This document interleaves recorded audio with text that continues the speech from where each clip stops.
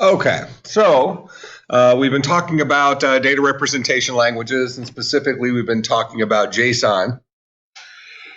And right at the end of class last time, we looked at writing our own object and using some of the built-in JSON stuff, at least going one direction with Unity. And let me just bring that up here real quick to remind us. Okay, so we created this thing called a patient record as our example, right? Oh, and by the way, if you have not seen, the teams for the hackathon are in the general chat on Slack. They were up last night. So you can see who your team is and who your team lead is and all that stuff.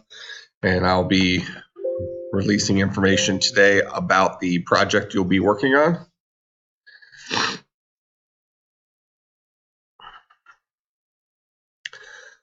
Okay, so last time we kind of saw that, we can build a plain Jane C# object, looks a lot like a Java object, whatever. So we could just build an object that has, these fields, normal fields, normal constructor, nothing special about the constructor, just setting our fields equal to the values that were passed in.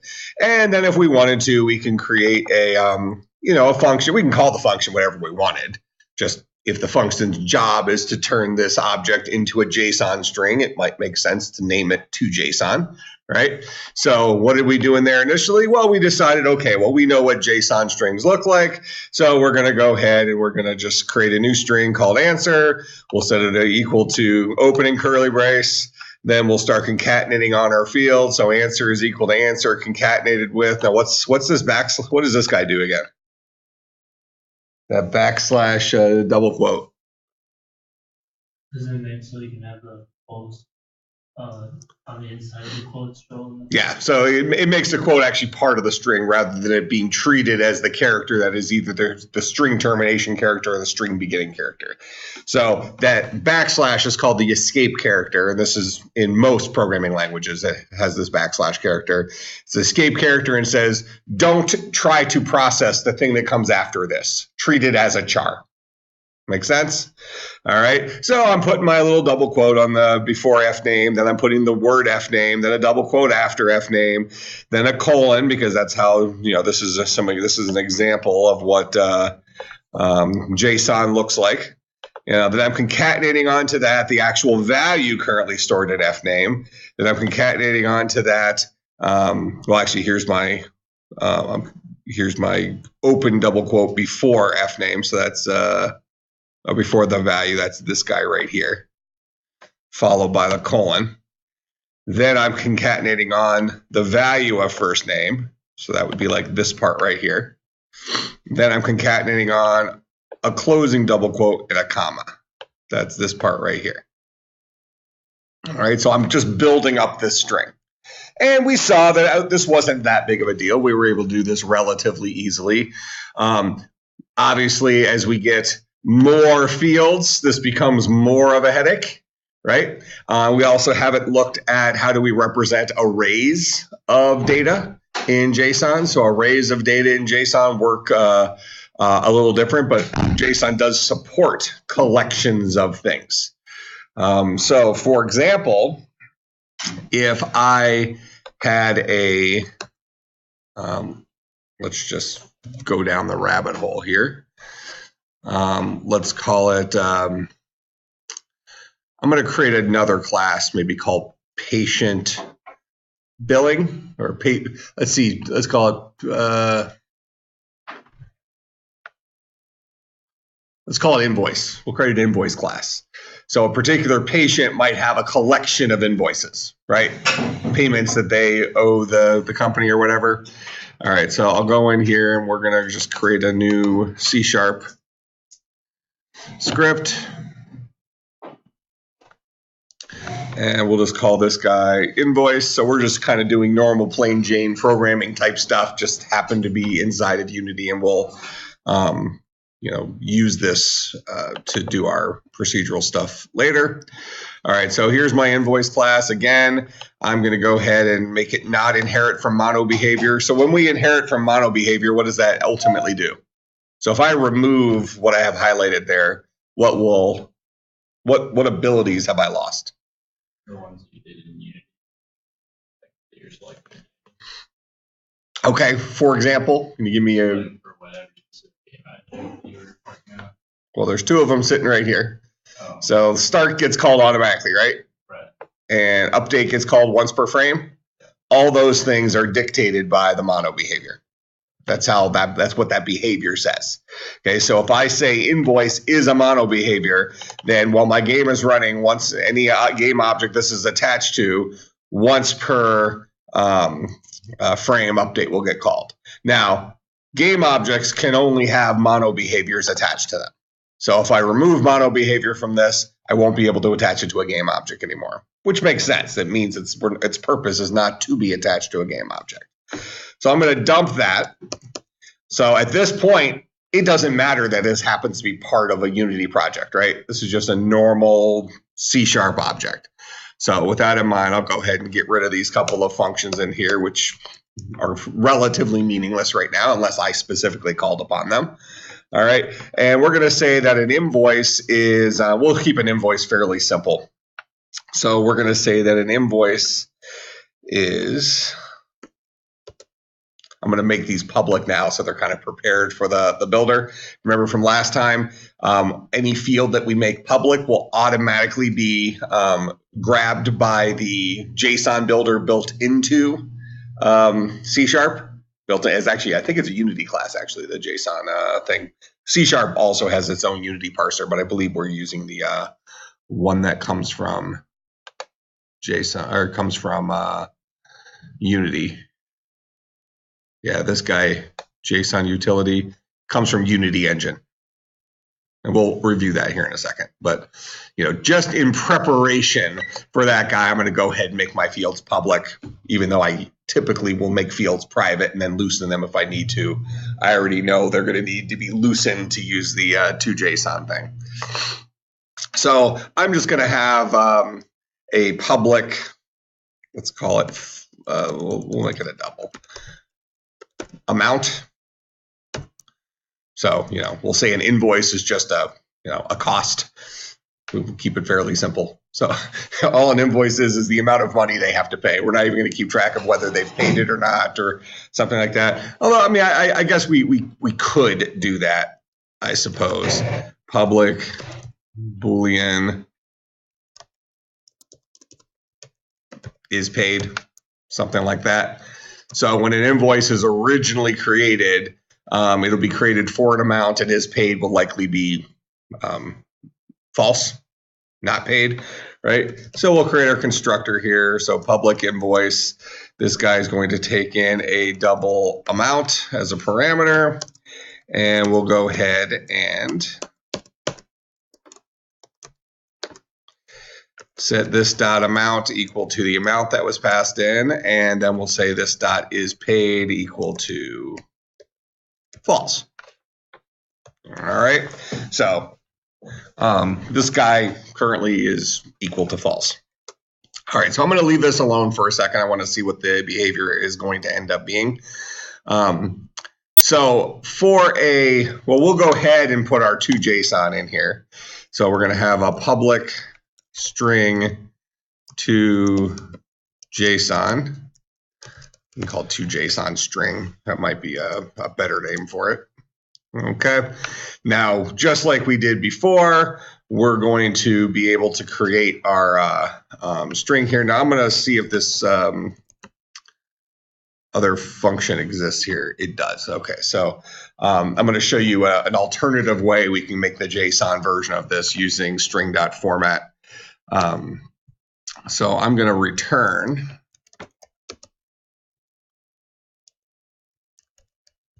string.format, and we know we're going to have an opening and closing curly brace in there. We know that we're going to have, I'm still going to have to do the escape characters here for like amount.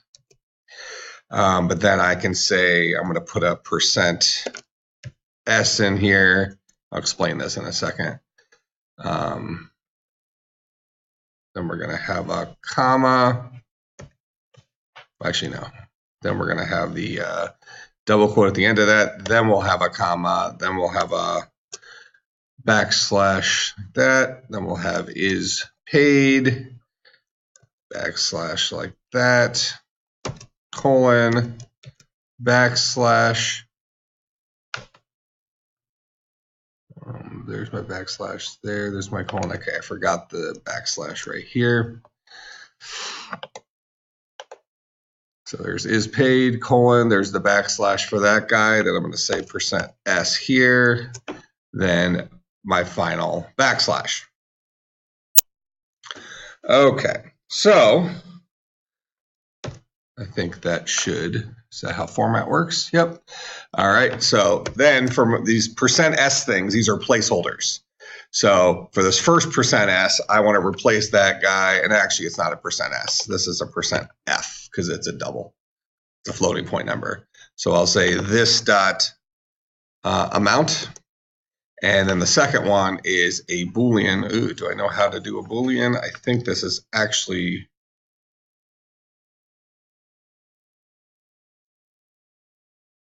in C, where this came from. This would have been a decimal.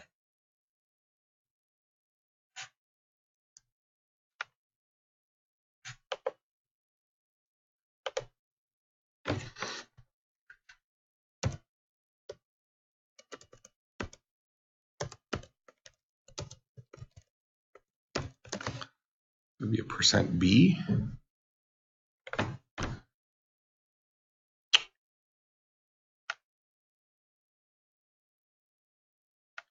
Yeah, see, it's an int in C.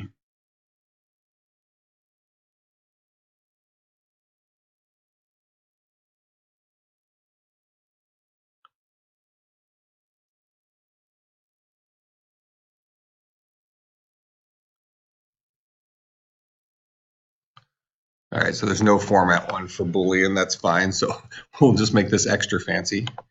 So we'll make it a %s there.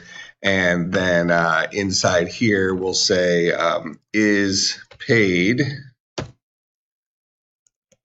If it's true, boil down to the string true. Otherwise, boil down to the string false. Like that. So this is an inline if statement as a parameter to this guy. So another interesting use for an inline if statement. So even though is paid is Boolean, I want it to boil down to the string true. Actually, hold on. I'm sorry. This should still be %f. This one's going to be %s rather than a Boolean placeholder. So for this guy, I'm going to give it the string version of is paid. So if is paid is true, boil down to the string true. Otherwise, boil down to the string false as my placeholder. Okay, so this is a formatted string here, and ultimately will return the invoice associated with this guy. So just right off the bat, let's just look at this from our patient record perspective. I'm going to create a single invoice from our patient record. So I'm going to go ahead and we're going to say public invoice I. And then down here, we'll say this dot I is equal to new invoice. And we're going to change this in a second. So that's why I use the simple variable name. And we're going to say they owe $15.31. Called it invoice, right?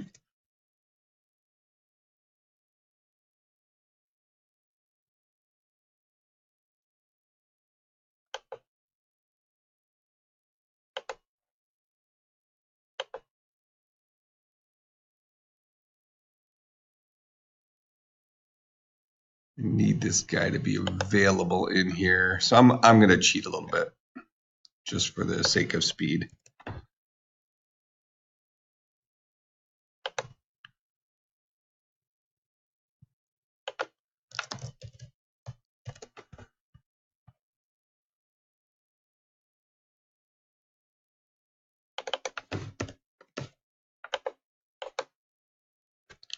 All right, so I just put the class inside of the same file. So this file actually contains two separate classes, so they're in the same namespace. This has more to do with how Unity sets up their projects since we don't have them built into something called a namespace. Not a huge deal for right now. Don't worry about that for a moment. But inside this one file, I have my class invoice. I also have my class patient record. They're not inside each other. They just happen to be in the same file. Okay. So now I'm allowed to create an invoice object up here. So there's my new invoice of $15.31. Now, just to test this, I'm going to go ahead and comment out this, and I'm going to just say return this.i.toJSON string, just to see that our format thing did what we expected it to do. Okay. So I'm going to go ahead and run it in my program. So now, even though I'm creating a patient record, remember we attached it to one of our game objects. We have a cube patient record builder. And what did this guy do? He created a brand new patient record, and then we printed out to the Unity console the patient record.toJSON. And what does that guy do? That guy right now just prints out, well, it returns this guy's invoice to JSON string. So this is just testing what our JSON string we just made does. All right, showing the format thing works. Okay, so let me test that real quick. You said it. I did. I think it's complaining about doesn't like that I put that in there. Okay, so it wants me to delete that other file. It doesn't like that I have this guy, since I embedded it inside of my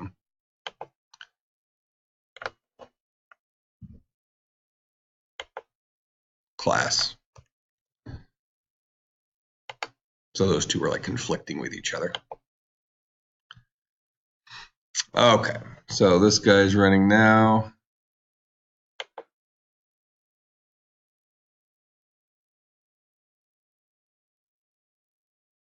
Didn't think it was in the right format.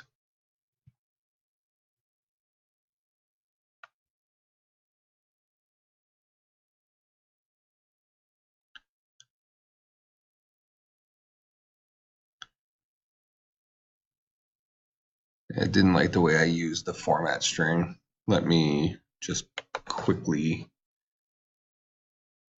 Google that, because I haven't done it in C# before. I'm just basing it off of my C knowledge. C# string dot format.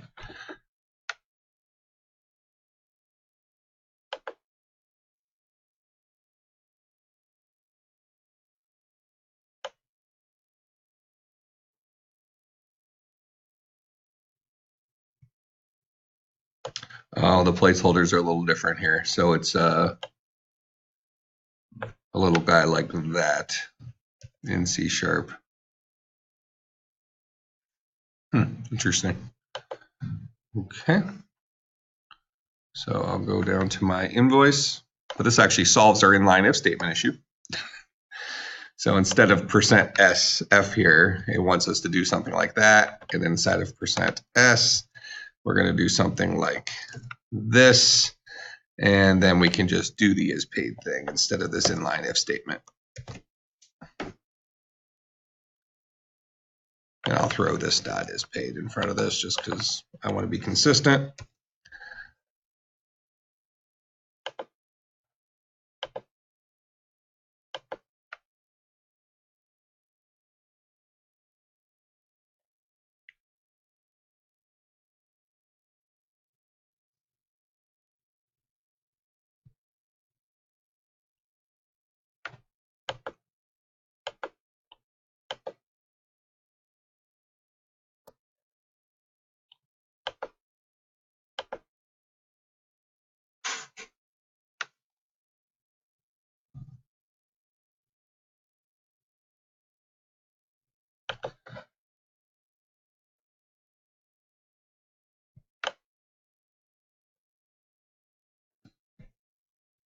All right, this is saying take it to 2 decimal places, I'm guessing.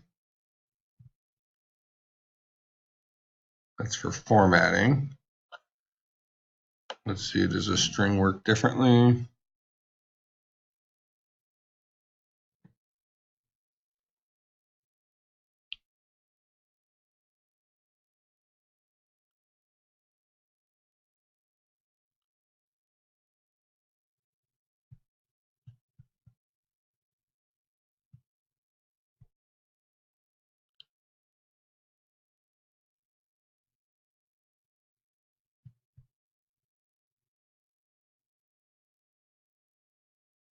Man, they have a crazy format for this. Det.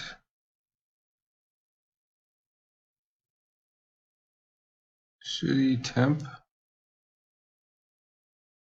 Yeah, that should work.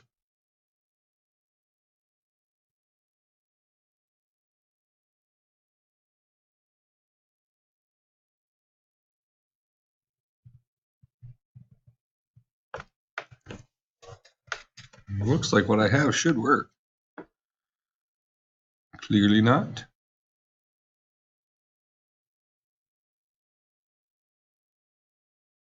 Well, rather than screw around with that too much, I'm sure it's something relatively dumb we're doing. I'm going to just steal this guy right here.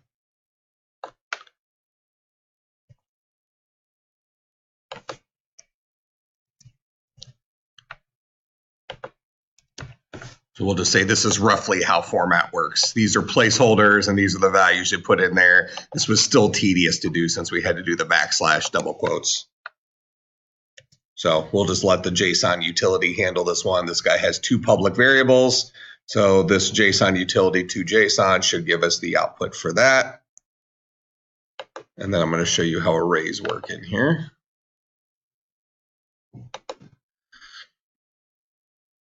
All right, so there's our amount and is paid. So there's our JSON utility doing that. All right, so now let's take it one step further with JSON then. So we'll go back into our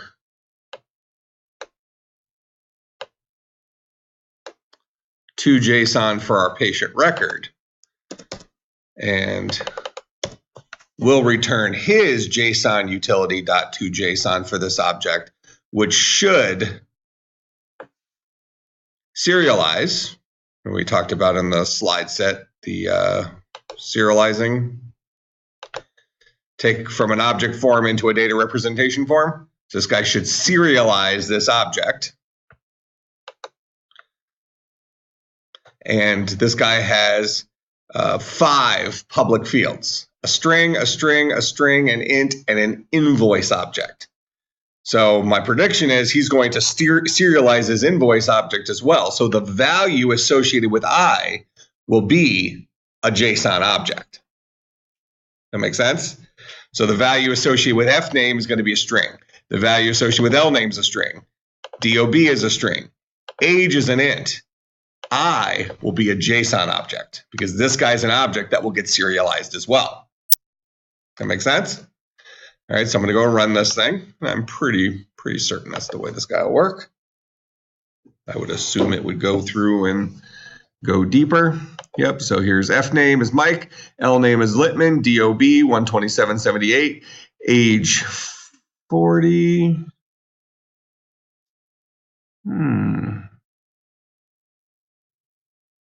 It is not showing us the next guy in there. So it won't serialize.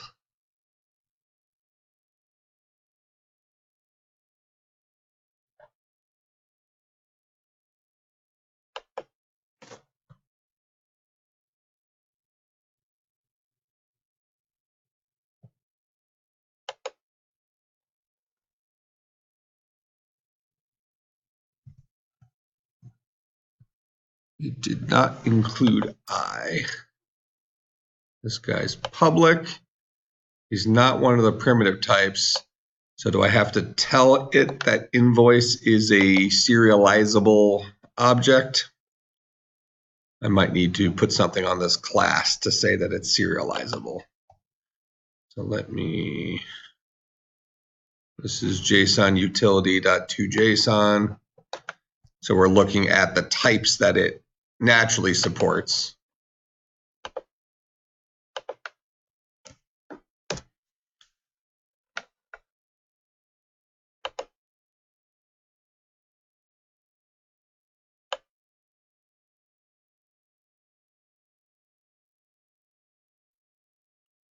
All right, so there's examples with strings, ints, and floats.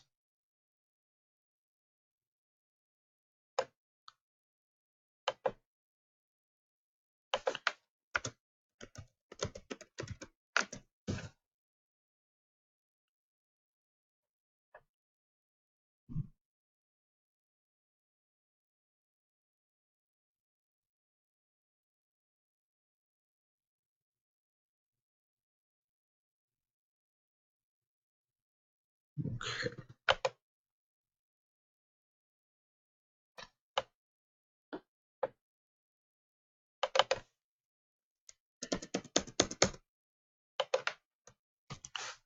I think that will do it based on what I just read.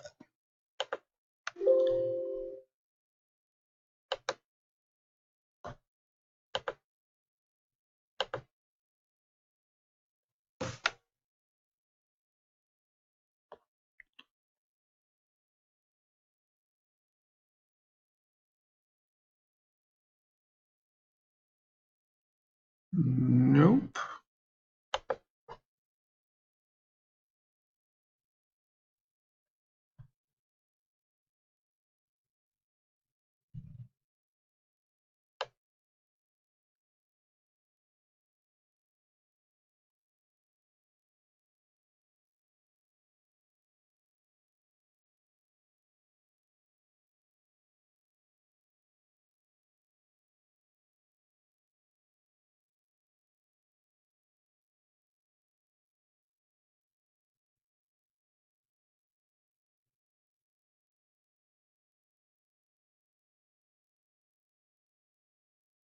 So I ultimately want to show you Json arrays. It's going to be helpful for us to, and I think we can pull it off by storing a string representation of our guy, but it would be helpful to have it do it automatically.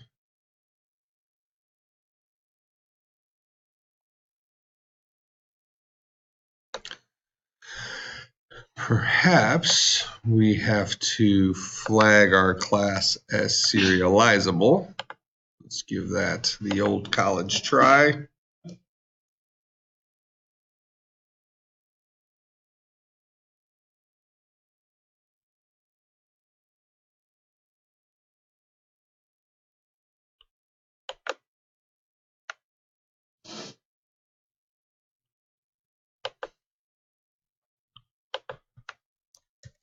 Let's see if that made a difference. So I'm just trying to let the system know that that bottom class is serializable. Yep, that fixed it. All right. So in order for the JSON utility.toJSON to go ahead and expand this invoice object, I had to mark that invoice object as serializable. So just kind of saying, this guy's in a format that is serializable, even though there really isn't anything special about the format other than the fact that I put public fields in there. So it might be an efficiency type thing where it's not even going to go and try to serialize a object that has a bunch of private fields in it, because then it would get nothing. Because remember last time we saw that if we had our fields as private, it wouldn't pick up those fields and build a JSON object. It was just an empty thing. So perhaps the idea is that since I'm flagging this specifically as being serializable, I'm effectively saying that, okay, well, I've made these public, so you're safe to go ahead and try to serialize this guy. So by doing that, now in here,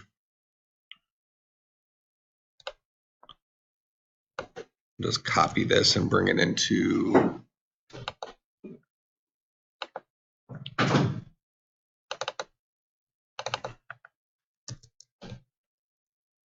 so this is what printed out. So F name Mike, L name Litman, date of birth, age, and then the field I had a value, and that value was a JSON object. That makes sense? All right. So now I'm going to take it one step further. Again, I'm presuming this will work, but I think it should. And instead of having a single invoice, I'm going to have an array of invoices. And then what I'll do inside of here is I'll just go through and just create a bunch of invoices. So I'll say for double I is equal to 0, well, let's do 125. I is less than, I don't know, 100. I plus equals $2.13. Just trying to give it myself some different values. So I'll say invoices.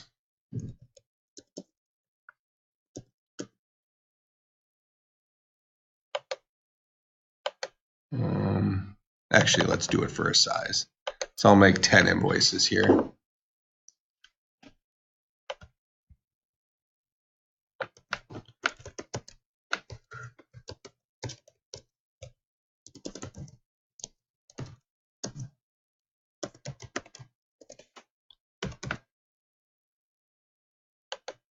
And we'll just say double start price is equal to $1.25. So invoices at bucket I is equal to a new invoice. And we'll have this guy at start price. And then we'll say start price plus equals $2.12, something like that.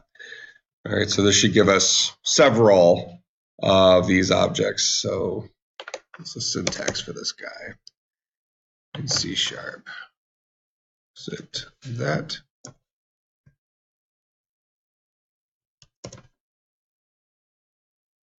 Maybe it is the same as Java.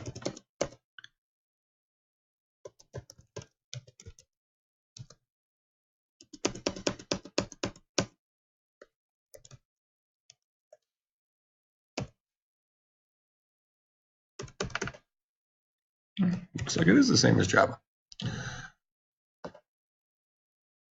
All right, so now I'm going to have a collection of invoices instead of a single invoice, and we want to see what that guy does with a collection, an array of invoice objects.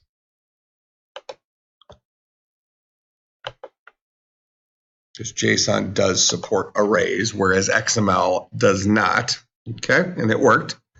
So let me copy all this. Bring it back into here. I'll just replace this guy here with it. All right, so when we get down to invoices, so here's the value for invoices. Notice that the first thing here is a little square bracket. When we see square brackets in programming, we typically think arrays, correct? So this is saying it's an array. The first object of the array is this JSON object. The second element of the array is this JSON object. Third one is this one, so on and so forth. Down here at the very bottom, here's the end of my JSON array. And here is the closing curly brace for my larger JSON object, where the invoices array was just part of that. That make sense? Okay, so now we have an object that contains several fields. One of those fields is an array of another object that is serializable. And now we can use our JSON utility to go ahead and just turn that guy into JSON. Now, I think we could all agree, as tedious as the other approach was anyways, this would have really sucked, right? Having to build this by hand. So pretty powerful tool, right? Okay, but now we want to know, can we go back? Can we go the other direction? So I already have, well, here, I'm going to copy this part of it. And then inside of my code here,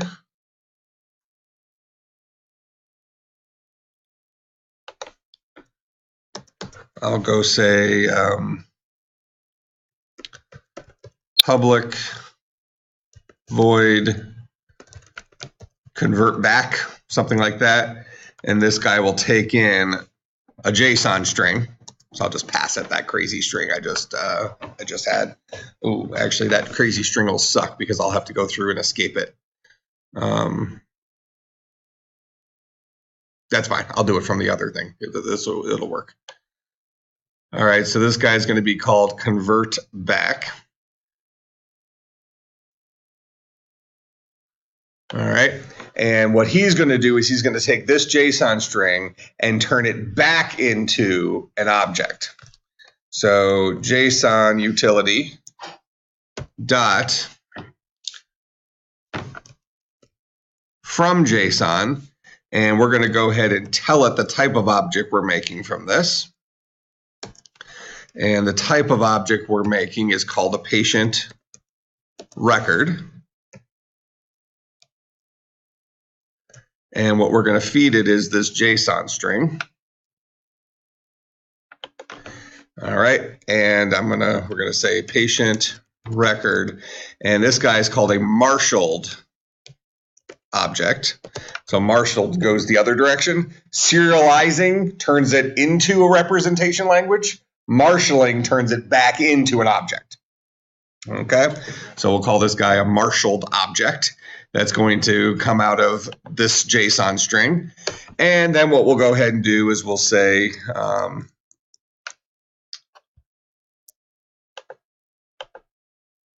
really needed to come back out of this. Well, let me just cheat the system a little bit since we're using this inside of Unity. So I don't have console.writeLine. I don't believe I have console.writeLine.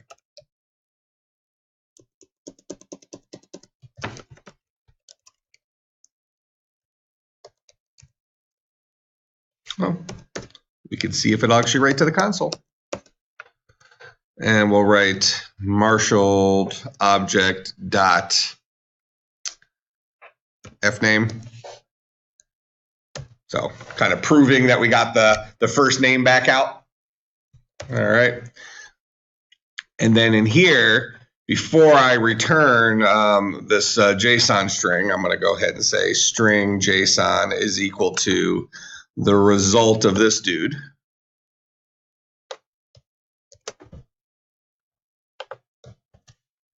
All right, so this is the serialized JSON, right? And then before I return that, I'll still return it down there just because I was doing it for the other thing. Then I'm going to go ahead and call my convert back, passing it this string, and hoping it prints out just a mic, proving that we took it to JSON, then we went from JSON back to an object, and it marshaled it into an actual object that now has a first name named Mike. Okay, because what does this guy do down here? This guy takes in a JSON string, tries to marshal a patient record from that JSON string, and then he's going to write out the first name of that object. Okay, so let's see that guy hopefully work. So I'll pass it my JSON string. Now the reason I did it this way is if I've copied and pasted the output already, right? If I had made a call to the convert back function of this, so from out here in my cube patient record builder. So right now I'm printing out pr.toJSON. If I want to do pr.convertback and paste it,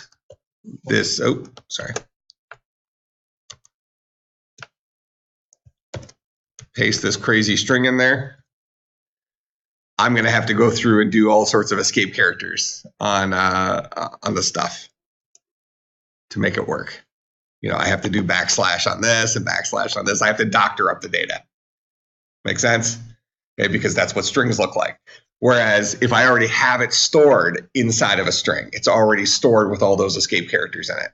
So I could just pass that already created string to the other guy, and it doesn't have to be fixed up. It already has the information stored.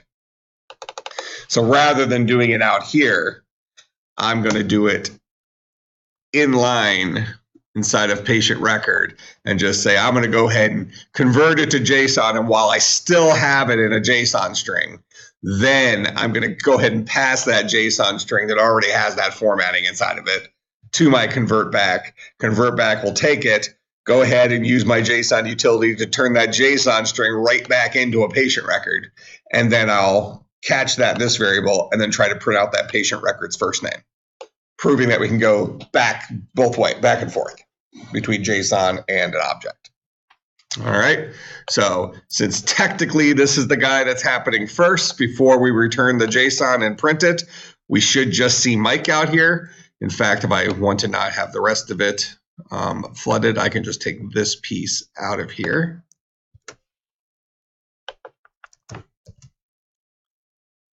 And I'll call the to.json, but not actually print it. So the only output of this, if it worked, should be the first name of the marshaled patient record after we serialize it and then marshal it back. And the kicker here is going to be whether or not console.writeLine down here, which is how that's equivalent to system.out.println in Java. Console.writeLine would print to the console, but we have to find out whether or not Unity's console grabs that, because we're kind of crossing technologies now a little bit.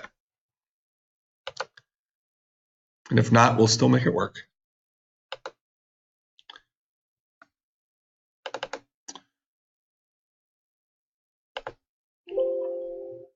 Forgot my curly brace, or forgot my semicolon.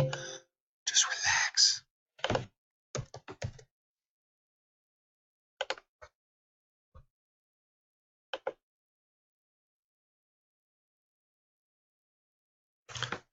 Okay, it does not. All right, so what I'm going to do then, we can still make it work. I'll go to patient record. Rather than return the JSON here, I'm going to return this .convert back.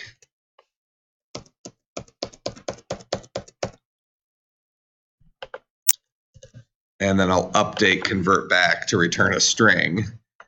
And the string he's going to return is the first name of the marshaled object.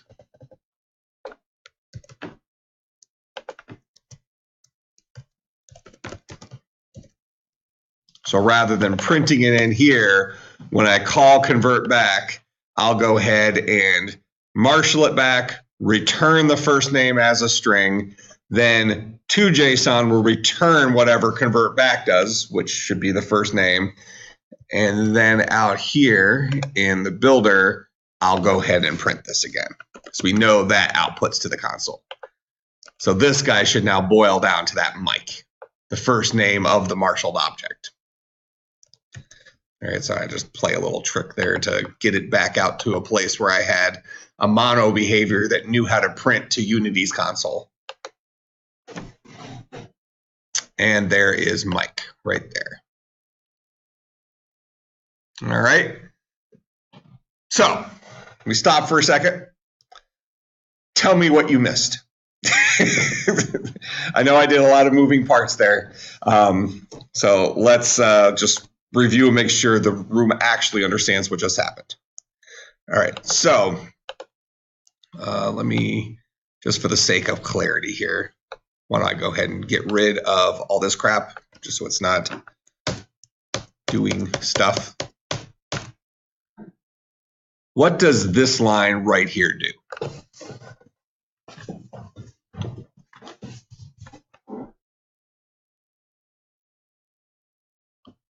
There was like a quiz or something, and you had to, given all this code here, what is the line right there that I have highlighted do? Just that one line.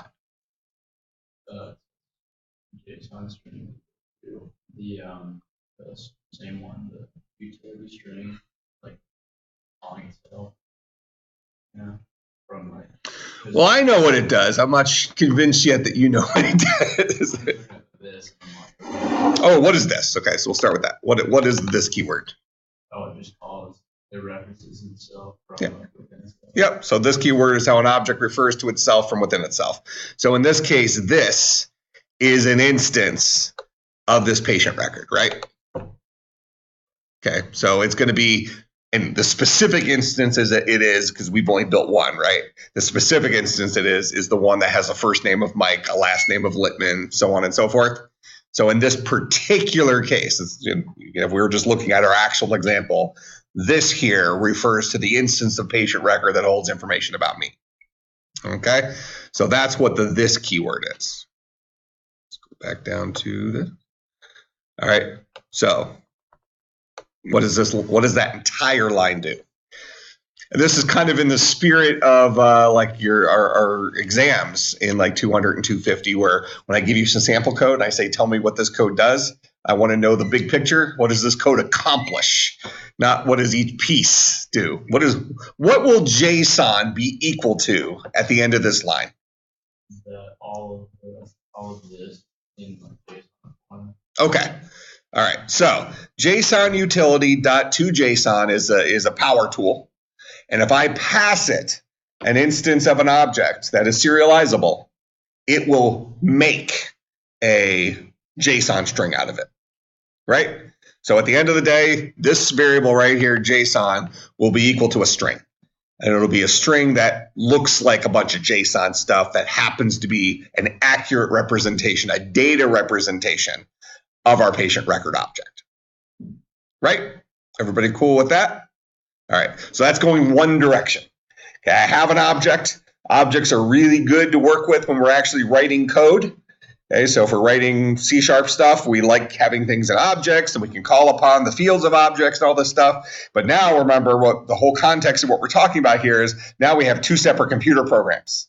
And now I need to get my patient record sent over to him, his program.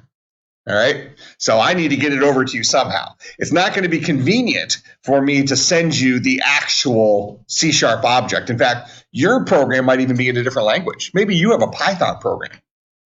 Okay, so I have a C# program, you have a Python program, so it wouldn't even make sense for me to pass you a C# object, even if I could, because you need a Python object.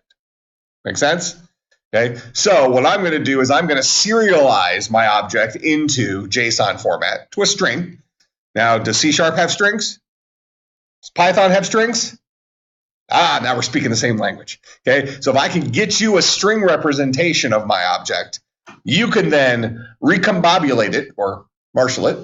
Right? You can marshal it back together into presumably a Python object. So that Marshall is just like Marshall is like the old school computer sciencey technical name for taking a JSON, taking a data representation version of an object and turning it back into an object.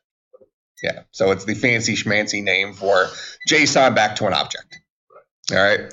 I don't care if you use the word marshalling, but because you might see that at some point in a book or whatever, I wanted to connect those dots. Okay, because I'm not a big fan of vocabulary as long as you know what the stuff means, but I am a big fan of being able to read documentation. And sometimes people who write documentation use the big words. so knowing what those words mean it can be important. Okay, so here's my string. I can now throw that JSON string to you. Okay, now let's go back to the example where your program is also a C# program, so I can ask you about the next part of it. Okay, so now you have a plain Jane C# string that just happens to be formatted in JSON format, right? Just happens to be nicely written in a certain way. Okay, so then I'm calling. Well, so what does this line do right here?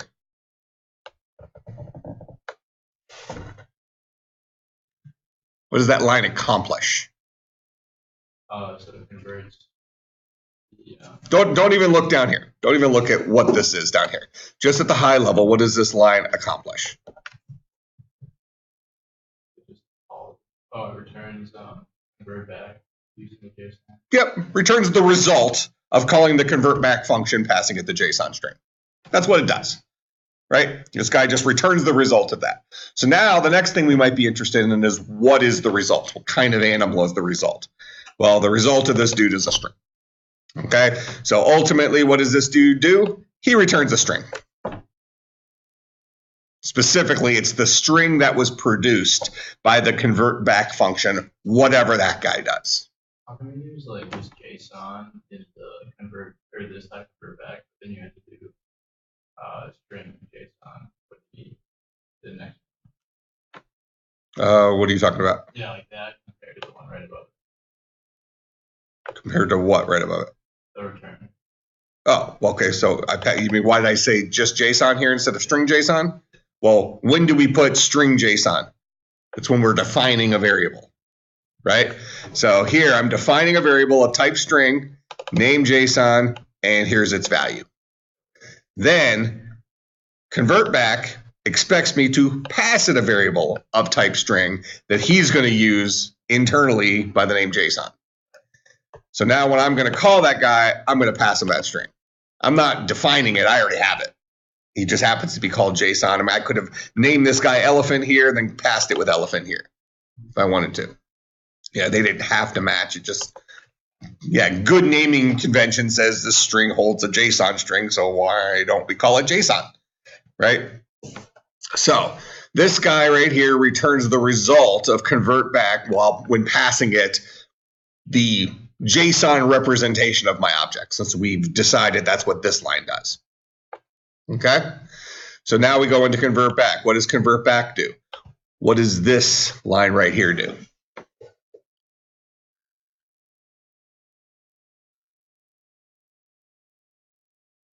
So we've already serialized, right? So I've already put my stuff in the format. So we're going to pretend like this convert back is, we're going to pretend like somewhere in here, I'll just put it right here. I have sent this JSON representation of my object to another program, potentially. Remember, the point of this is to communicate between applications. Okay, so somewhere in here, I've actually sent you that JSON string as an example. So now we're actually so now this is actually code inside of your program. You've received that JSON string. Now you're calling your convert back. Okay, because ultimately what you'd like is to have an object. Because when you're programming, you like working with objects, not with JSON. JSON was merely like throwing everybody in the car. Once you get to your destination for your vacation, you unpack the car into the hotel room and start enjoying your vacation, right? Okay, but we needed to squeeze everything together into the car to get it to, rather than make a whole bunch of trips and, stuff like that. All right, so what does this line right here do? Let's convert the string back to the regular JSON. I liked most of what you said. What's my ultimate result there? What's stored inside of marshaled object at the end of this line? An object. Specifically, it's a patient record object. And what's the contents of that patient record object? What are all the fields set to for that patient record object?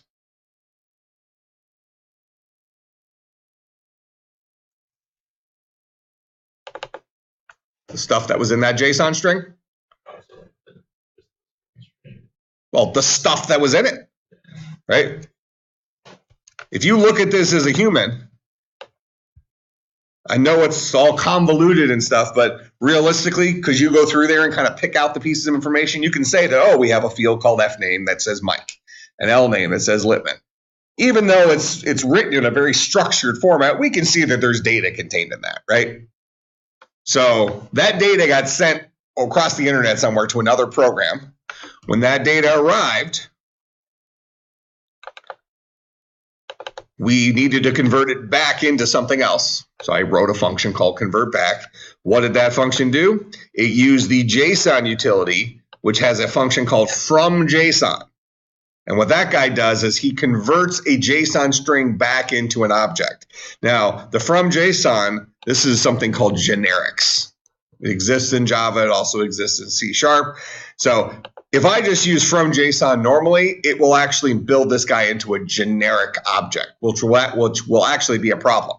Because a plain Jane C# object doesn't know about first names or last names or date of births or ages. It doesn't know about any of that stuff. It's just a generic object. But I happen to know that this JSON string is the data representation format of an actual patient record. So by telling it inside of these angle brackets here, by saying, I'm going to create a patient record here, I'm actually telling the JSON utility to go ahead and take this JSON string and turn it into a patient record, including all of its fields. Return that for me into this variable called marshaled object that I created. I could have called this guy cat, right? I just named it marshaled object because that's what it is. We've talked about serializing, we've talked about marshalling, so I'm taking a serialized representation, I'm marshalling it into an object representation, so this is my marshaled object. All right, so my marshaled object here is of type patient record. And now I can do stuff with it. My proof here, what does this guy do? What does that line right there accomplish? That's what it just made. Specifically, what does it make? What does it do? Look at it a little closer. Only the first name field of it, right? Proving that I've actually got, not only do I have an object, it's usable, right? I can now ask that object, just give me your first name. I can also presumably call functions on it and stuff like that. Does that make sense? Why didn't I need to represent my functions in JSON? So here, let's let me go to my do patient record here. And I'm going to go ahead and say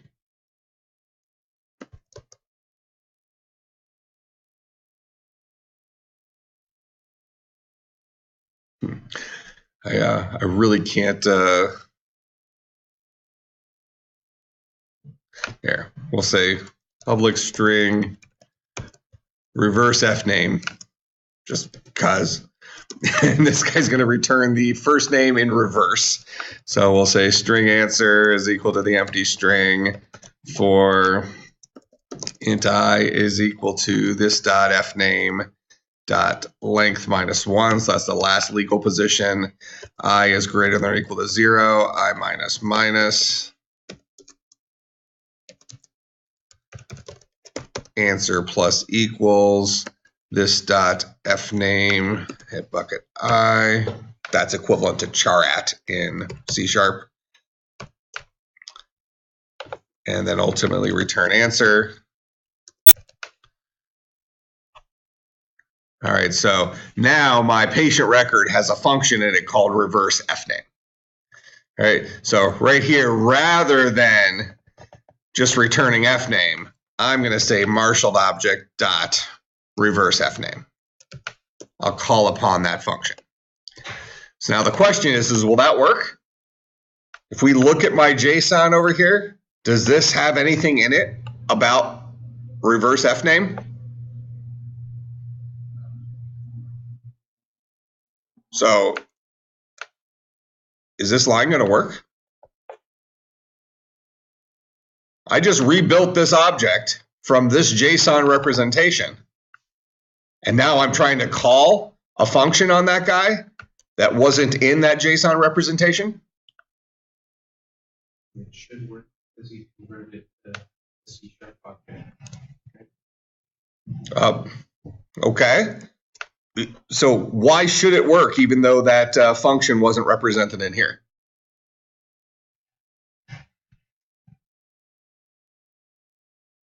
Well, it has fname in the object, so it's just going to pull fname first. Okay, but so why does it know to reverse it? Or why does it know how to reverse it? Because I didn't describe how to reverse it in here, did I? You're right. I'm just fishing for why you're right. It doesn't matter. It's not that anymore. It's not.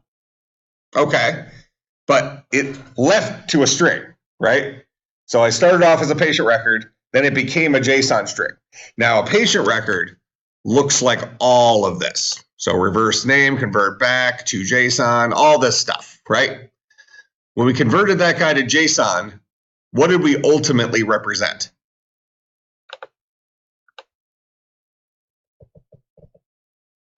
Just this stuff, right? That's what we ultimately represented in JSON, just the fields. So why didn't we have to represent all of our functions? All of our functions accomplish things in terms of what? In terms of the fields, right? You know, here's our constructor. This guy sets a bunch of fields. Here's our toJSON, which uses our ultimate field, which is us. Here's reverse fname, which happens to use the fname field to create a reversed version of itself. this is part of the blueprint structure of our patient record object. We didn't need to recreate that. Our code knows what a patient record is. It knows what the blueprint for a patient record is. What we needed to do is we needed to transport the data contained within a patient record between two programs. That make sense? Now, could he, if let's assume his program was a Python program, could he take a JSON string that was written like this, that came as an output of my C# program for a patient record, and could he turn it back into a patient record object in Python? This is what you did before, like it just turns it into a string and then interpret it. Okay, but so in Python, what would you have had to do? If you were in Python and you received my JSON string that was generated from a C# object, what would you have to do in Python to be compatible? Like convert it into the special names or whatever. Each tool you have, they're named differently. Somewhat. Well, can you create objects in Python? You can write your own object in Python, right? Could you create a patient record in Python? Yeah. Could you create a patient record that has a string first name, a string last name, a string date of birth, an int age, and an array of invoice objects? I forgot the last one, but yeah. You can create an invoice object, right? Yeah. Okay, can we create lists of stuff in Python? Yeah, so we certainly can mimic this, right? We can create a Python version of this representation that matches. I mean, the field names would likely have to match depending on what marshalling tool we used on the Python side when we turned our JSON back into the object. But as long as you created a patient record representation on your side that held the exact same fields, you don't even have to call it patient record. I mean, really, in here, is there anything in here that says this object has to be called patient record? What I have highlighted there? No, we just happen to know that's a patient record. Okay, but maybe in your program, it's called a patient document or something like that, right? That's okay, as long as it has the same fields, okay? Or it has a superset of those fields. So it's possible that maybe you aren't able, let's say your patient documents hold 50 pieces of information about a patient, okay? But what I've sent you is kind of the important pieces of information that your program actually needs. So your object might have default values for a whole bunch of stuff, and then it fills in the 4 or 5 pieces of information that I'm actually sending you. And then because our programs have this working relationship now, you know that you're only getting some of the values from me. So you can only do your problem solving related to the relationship with me in terms of the fields that you actually receive from me. All right, so does that make sense how this relationship is kind of set up? Okay, so, if I have a patient record object and you have something like a patient record object on your side, and I want to, as a programmer, I want to work with a patient record object. And as a programmer, you want to work with a patient record object or something similar.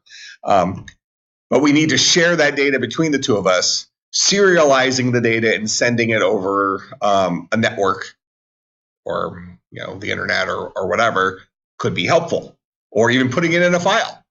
Could I serialize this, paste it into an email, send it to you, and then you download the file or something like that, and then read it in? Because if you paste it and you do the copy and paste thing and you paste it in there, then you have to do the whole escape character thing. But if you put that string into a file and save the file and then do file IO in your program to read in from that file, it'll already be formatted as a string.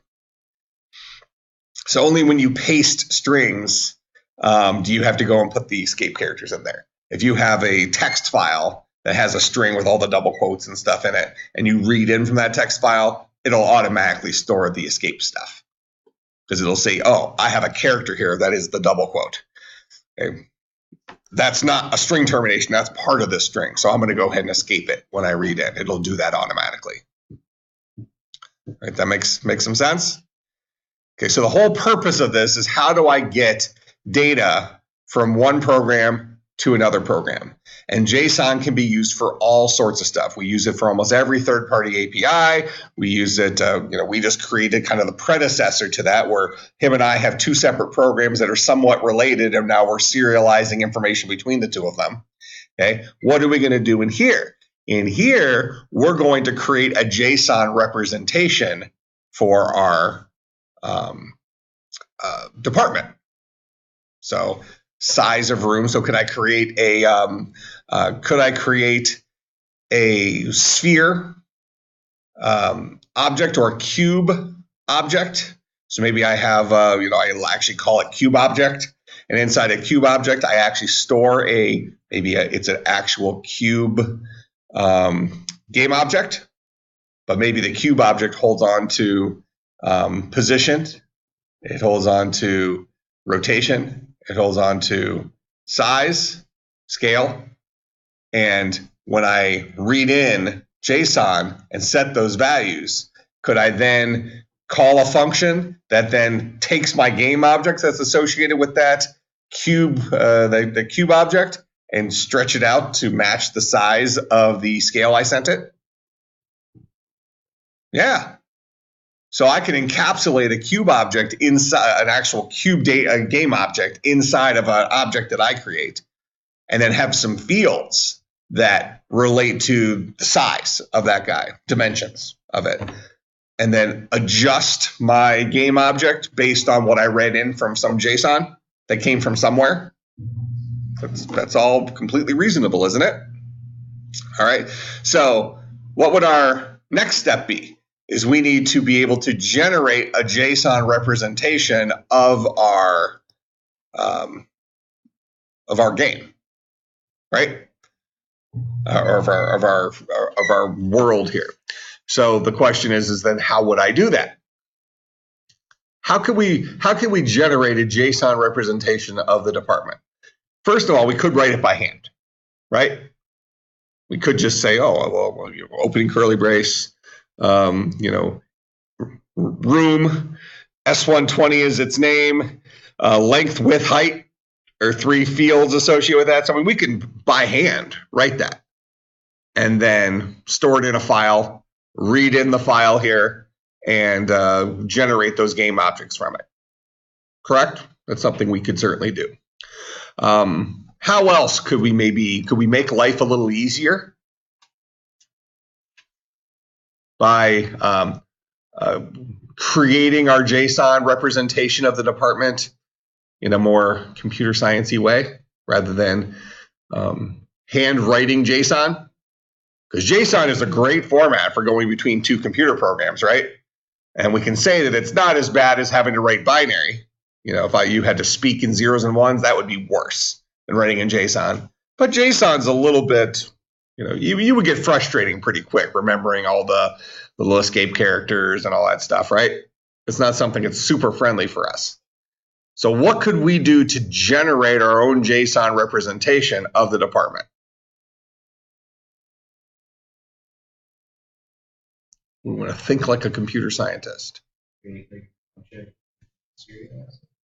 Okay. Well, we could. We could create an object and serialize it, but then we could ask ourselves, well, why did we even represent it in JSON if we actually made an object to begin with? Well, just because we could.